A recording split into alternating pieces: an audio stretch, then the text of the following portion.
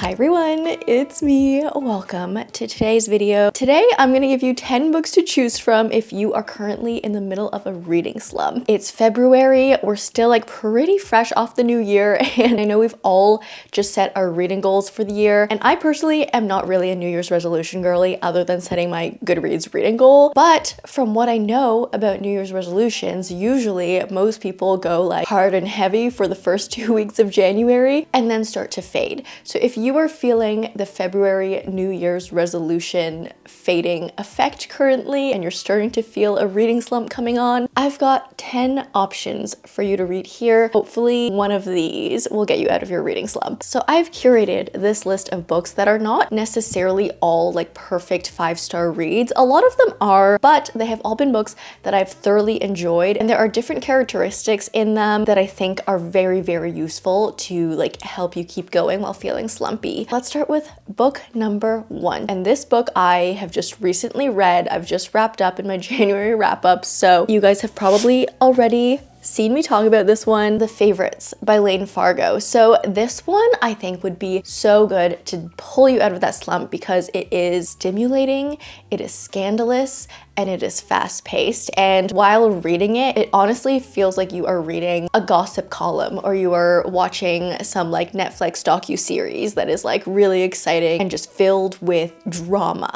This is the type of book to pull you in all different directions. This is the type of book where you hate almost every single character in the series except for one, but you can't look away. It is one of those, it feels like a reality show. While I was reading this book, I had to keep reminding myself that these characters weren't real people and I wasn't reading like a literal like article from a tabloid. Like, it was insane. But what is this book about? So we follow an ice dancing pair, a figure skating pair. We see their journey from when they are children to the Olympics. It highlights the ruthlessness of the figure skating world, of what it is to train to be at the top, and then how, I don't know, like jealousy and feuds and everything start with your teammates as well as the people you are competing with, obviously. And I don't want to tell you any more than that, to be honest, because I went into this book a little bit blind and I kind of want you to too. The one thing I will say is that this book is marketed as a sports romance for some reason, on Goodreads at least, and it's not a sports romance. Please do not read this book as a romance. If you do, you will be very highly disappointed. Read this book as a very scandalous, drama-filled literary fiction, because that is what this book is. Something else I think that would help you during a reading slump is that we have mixed formats going on. So the majority of the book is written in standard narrative format. I don't know what to call it, like a writing style. Like it's written in regular book format. But then in between each chapter, we get these interview segments that's very Daisy Jones and the Six, little snippets from interviews that are compiled into like a Netflix docuseries style. And I found just the like constant like switching back and forth in the formats kept me engaged in the story, because it didn't feel like, instead of just like reading like a never-ending book page after page, which I love, obviously. I read a lot of books like that. I don't know, you feel more excited because it's like, okay, I'm gonna read the chapter and then now I get like these quotes and like interview excerpts. It makes it feel more exciting. I don't know, like the chapters go quicker. If you're just feeling like everything feels monotone, this does not feel monotone. I wanted to throw this book across the room at times, but like kind of in a good way where it like elicits so many strong feelings and emotions. You want to throw the book, but you can't look away. So highly recommend this one if you're in the middle of a reading slump and want something that's just like exciting and that will stimulate you, and something that's also very easy to read. Because a lot of the time when I feel like you're in a reading slump, you don't want to like think too hard when you're reading, if that makes sense. You just want something that's like easily consumable but will keep you engaged, and that is The Favorites to a T. The next book I have on this list is Vicious. Now hear me out. I know when you're in a reading slump, the last thing you want to do is start a series, okay? But this only has 2 books out and we may be getting a third. It's rumored that we may be getting a third, but it's one of those series that like you can read one book and you're fine. Like, yes, if you love it, you can keep going on in the series, especially once you're out of your reading slump, but it's not one of those books that like you finish the ending and you're like, okay, now I'm on a cliffhanger. I need the second one ASAP. It's not one of those. Each book is pretty like nicely contained. And this one follows kind of a cast of characters. We start with 2 and then we slowly start growing it. But the characters we follow are very morally gray. They're very anti-superhero. They're like superheroes gone wrong, which is like totally not even something that is like usually up my alley. I'm not usually a superhero girly, but I was so drawn into like the morally gray aspect and like the villains aspect of these characters. I always say V. Schwab writes villains so well. Her villains are always my favorite villains because they have more depth in them compared to like the stereotypical villain, and V. Schwab is the type of person that will make you love the villain. So the fact that this series is called the Villains series and we literally follow a group of villains, it's just perfect. It's like a match made in heaven, V. Schwab and this book. But why do I think this one would be good for a reading slump? Again, it's very fast paced. The story moves very quickly. You'll never feel like you're lagging. This book also has the shortest chapters ever. There are literally some chapters that are half a page. And if there's anything that will like keep me feeling motivated to continue reading, it's a short chapter, because I don't know, you feel like, maybe it's because you feel like you're getting so much done.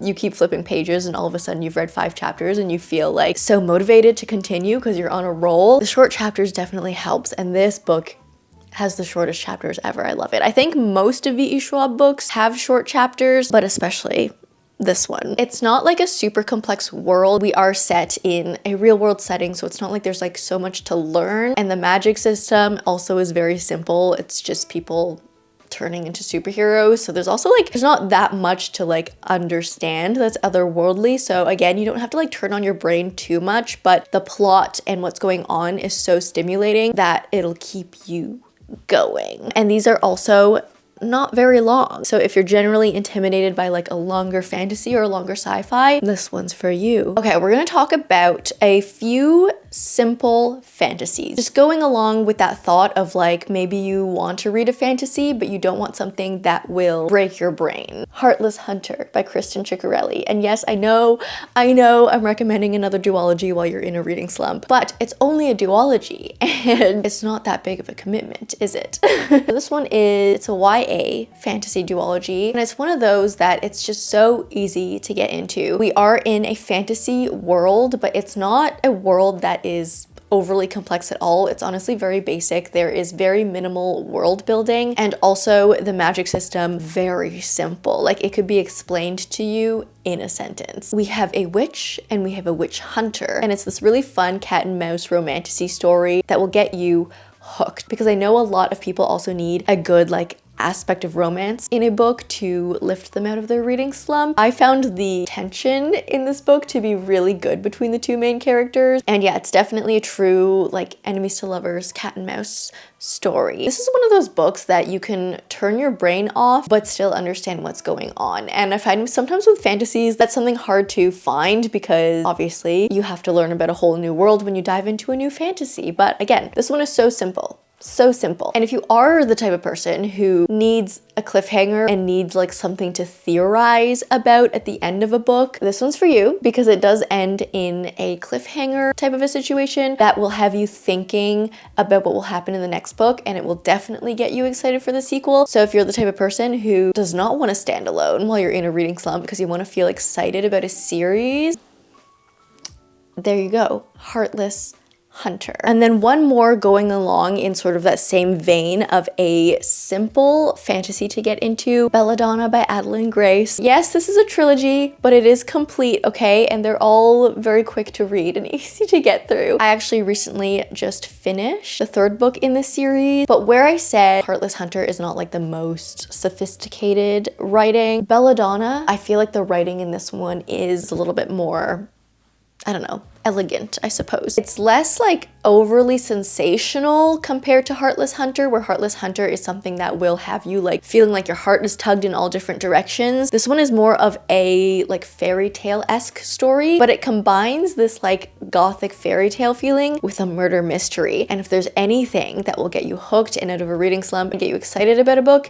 it is a murder mystery, because I find when I'm reading a book and my brain is just constantly like trying to like piece together hints and clues and like who did it, I feel a lot more, I guess, like active while reading the book, and that also I feel like helps with a reading slump. This one gives Once Upon a Broken Heart vibes, plus poison, plus murder mystery, plus, as I said, gothic fairy tale. And again, similar to Heartless Hunter, while this one is set in a fantastical, not real world, it is very easy to understand. We don't see too much of the world. For most of the series, we just stay in like the same few locations. So it's not like you have a lot to learn. And then also the magic in this book is not like a fully fledged magic system. It's more like fairy tale magic, where the magic just is kind of there and it aids in the story, but it's not like a robust magic system that you have to like learn all the rules of. And yeah, this is very easy to read. It's written like very accessible and devourable. And in the first two books, while I loved the murder mystery aspect of it, the third book really hit with the romance. So this series as a whole kind of gives you everything you would ever want.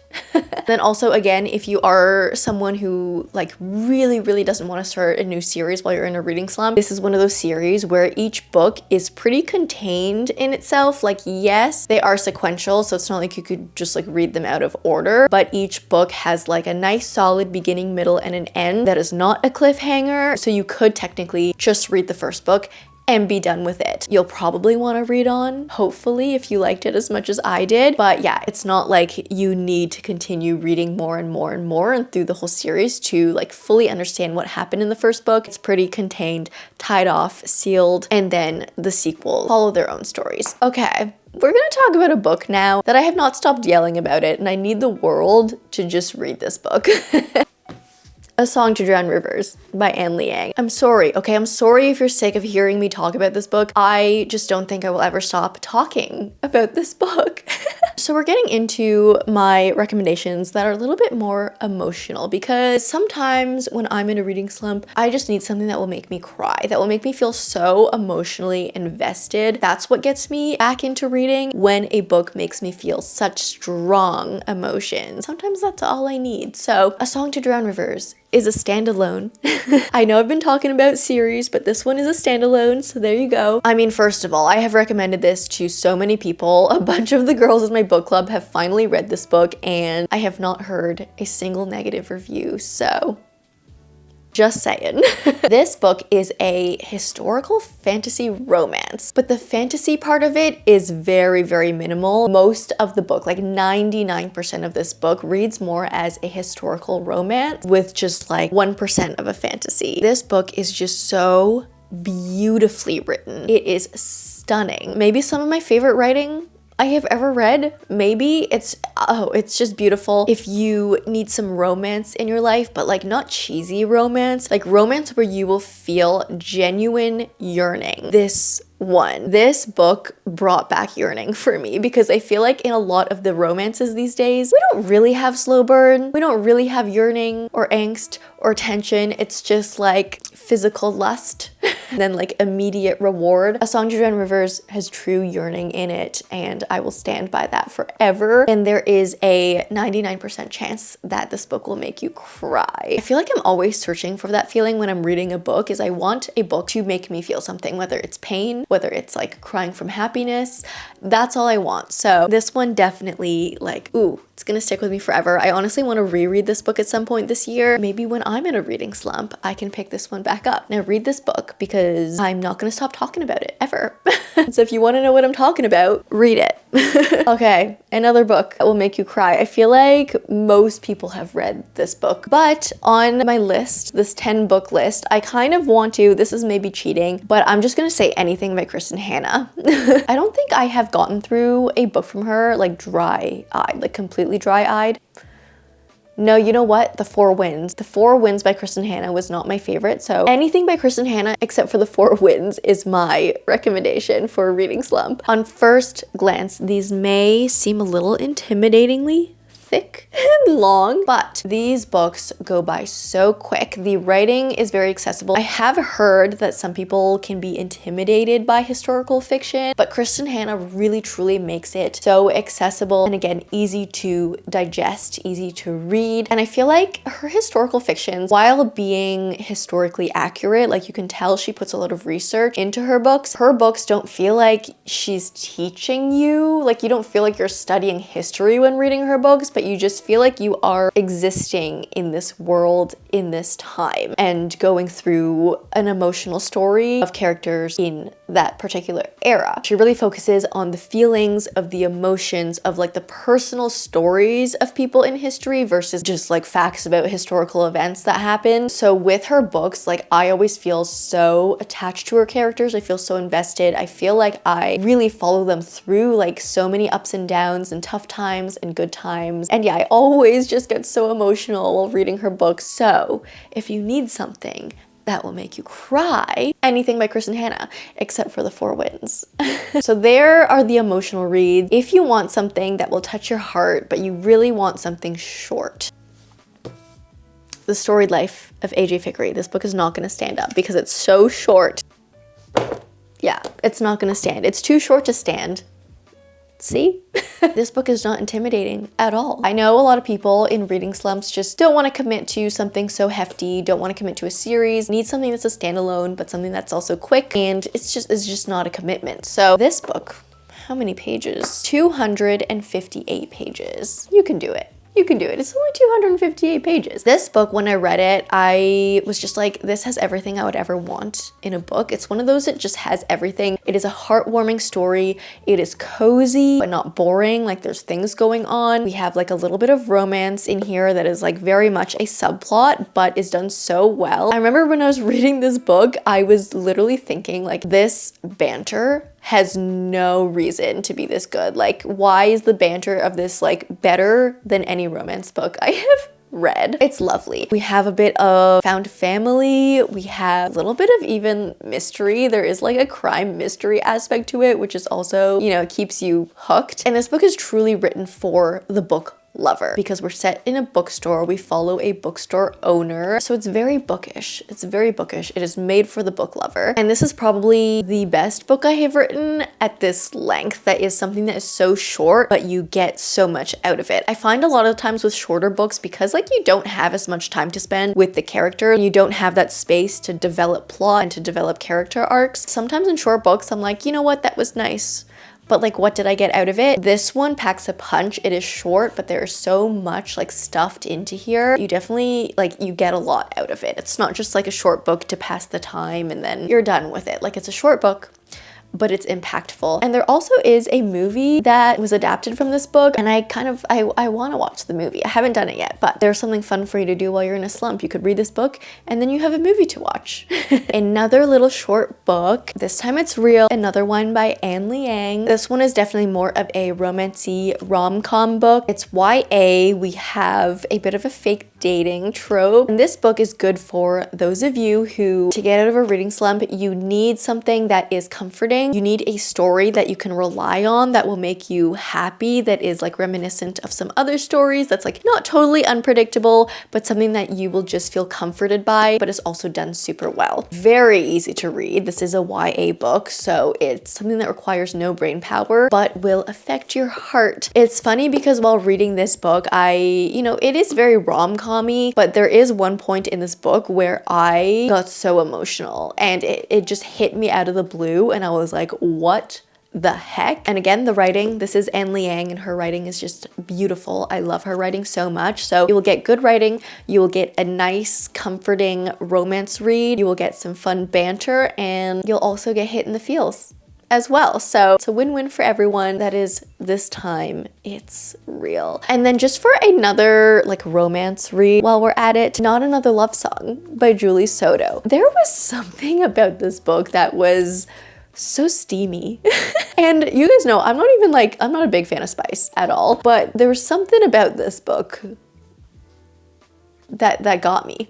Okay, we follow two musicians. The male lead is a cellist and the female lead is a violinist, and they play in the same like orchestra symphony together, and we get this rivals to lovers story. We get these scenes of them like playing music together, and it's it feels like this book was written for the fangirl. Like if you are a fangirl, this book was written for you. Like if you just love music and like, I don't know, bands and like that sort of thing, read this book. There's something in this book. I don't know what it is, but I had the time of my life reading this book. Julie Soto is she comes from a fan fiction background. So there's definitely like, you could see there was fan fiction vibes and elements included in this book, but like not in a bad, cringy way. To me at least. Everything's all personal preference and personal opinion, but I don't know what it was about this book. I just remember having the time of my life reading this, and I feel like it'd be so good if you're in a reading slump because the romance is amazing, the tension is amazing, the chemistry between these two characters is so good. Not another love song. Definitely check this one out. Okay, that was 9 books and I promised you 10, and I'm gonna be cheating a little bit again with this last one, but we kind of have to roll on over for the 10th item on my list to help you out of your reading slump. All right, little change in scenery. The 10th book, or not a book, that's why I'm calling it an item. The 10th item on my list to help you out of a reading slump is to just reread your favorite series. This past year, I did reread both the ACOTAR and the Throne of Glass series, and I had the time of my life. I think Throne of Glass especially hit so hard on the reread, and it's so funny because after reading the series for the first time, you know how everyone says like, oh, I wish I could experience this series for the first time again. I was definitely feeling that with Throne of Glass. I was like, what I would give to like forget the series and experience that for the first time over again because it was so amazing. When I tell you, the second time reading through it was maybe even better. Honestly, I was shocked because Throne of Glass specifically is one of those series that has so many details and like things that connect from the beginning of the series to the end of the series that like you pick up on a lot of it on your first read. But if you're someone like me and like you kind of speed through a series on the first read because you're just so invested in the characters and you need to know what will happen, when you do a reread of something like that and you go through it a little bit slower, enjoy the ride, and then pick up things that you would not have noticed on the first read because there's so much foreshadowing you would not have noticed on your first time around, but you notice now because you know what happens at the end. Throne of Glass is littered with so many little foreshadowy Easter eggs and little hints and clues and like beautiful things that tie together that the second read was like honestly even better. And with this series too, so I know there's a big debate on reading order. The first read through, I did Assassin's Blade as the third book, so in between Crown of Midnight and Heir of Fire, and I really liked it that way. I don't think I would have changed it for my first read. I think it sat really well there. But when I tell you that Assassin's Blade was even better after reading the entire series and then going back to Assassin's Blade, oh my god. I feel like I found a newfound appreciation for that book. But yeah, enough of Throne of Glass. If you have read Throne of Glass and you loved it, definitely go for a reread. But if you haven't read Throne of Glass yet, read it, or just reread your favorite series because it's something that you're guaranteed to love. Like you've loved it once, you're gonna love it again. And even if you don't reread the entire series, let's say, just to jump back into a world that you love so much can definitely get you excited into reading again because there was something about it the first time around that worked. So sometimes that feeling of like nostalgia, of like reminding yourself of the joys that you had from a reading experience can really, I don't know, jumpstart your mood for reading again. So that's the 10th item on my list to help you out of a slump, is to reread your favorite series or even reread your favorite standalone book. I just say series in particular because I personally feel like I get attached more to worlds that, you know, I've spent more time in a series, so that's why I say series, but you could reread anything that you know that you loved. But yeah, that's that's it. That's all I had for you guys. Hopefully one of those suggestions will help you get you out of your reading slump. If you're currently not in a reading slump, maybe save one of these books for a time when you are in a slump. I hope this video was somewhat helpful, or at the very least entertaining. If you did like this video, please leave me a like and a comment. If you don't know what to comment down below, let me know maybe like one of your recommendations for getting out of a reading slump. If you like me, subscribe, do that bell thing, and I will see you in the next one. Bye!